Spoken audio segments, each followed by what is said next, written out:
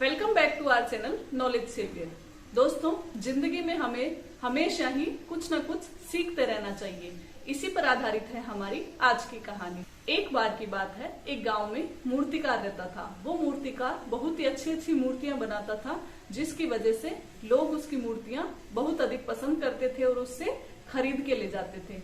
इसी तरह उसका बेटा भी बड़ा होकर एक अच्छा मूर्तिकार बनना चाहता था। वो हमेशा ही अपने पिता से पूछकर, उनसे जानकर अच्छी अच्छी मूर्तियां बनाना सीख रहा था। वो जितनी भी अच्छी मूर्ति बनाता, जब भी अपने पिताजी को लाकर दिखाता, तो उसके पिताजी उसमें कुछ कमी निकाल देते थे। बच्चा भी उनकी बात समझ जाता था और उसमें सुधार करने की कोशिश करता था। इसी तरह जैसे जैसे वो बड़ा होता गया, उसकी कमियां सुधरती गई और वो और ज्यादा अच्छी मूर्तियां बनाने लगा।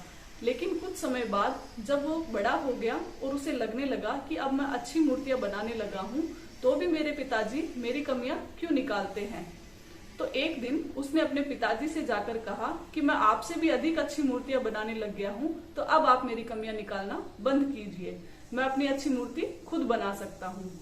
तो पिताजी ने उसकी बात सुनकर चुप्पी साधने में ही अपनी भलाई समझी और अब पिताजी ने उसे रोकना टोकना बंद कर दिया था।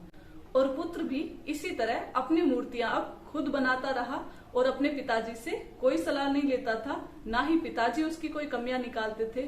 लेकिन कुछ समय बाद ही पुत्र को आभास हुआ कि अब उसकी मूर्तियां उतनी अच्छे से नहीं बन पाती है जैसे पहले बना करती थी, और कुछ समय बाद उसने अपनी कला को लगभग खो ही दिया था।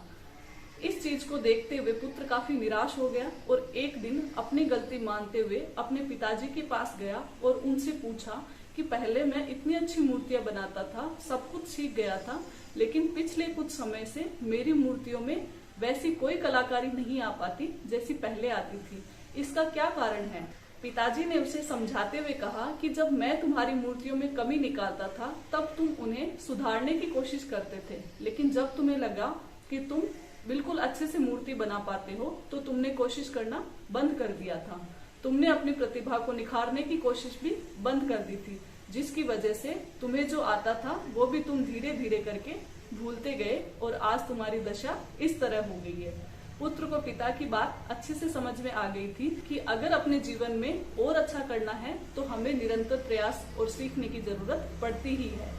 उम्मीद करती हूँ दोस्तों, आज की ये कहानी आपको जरूर पसंद आई होगी। इसी तरह नई नई कहानियों के साथ मैं आपसे रूबरू होती रहूंगी। तो सुनते रहिए नॉलेज सेवियर, कुछ अनकही अनसुनी कहानियां।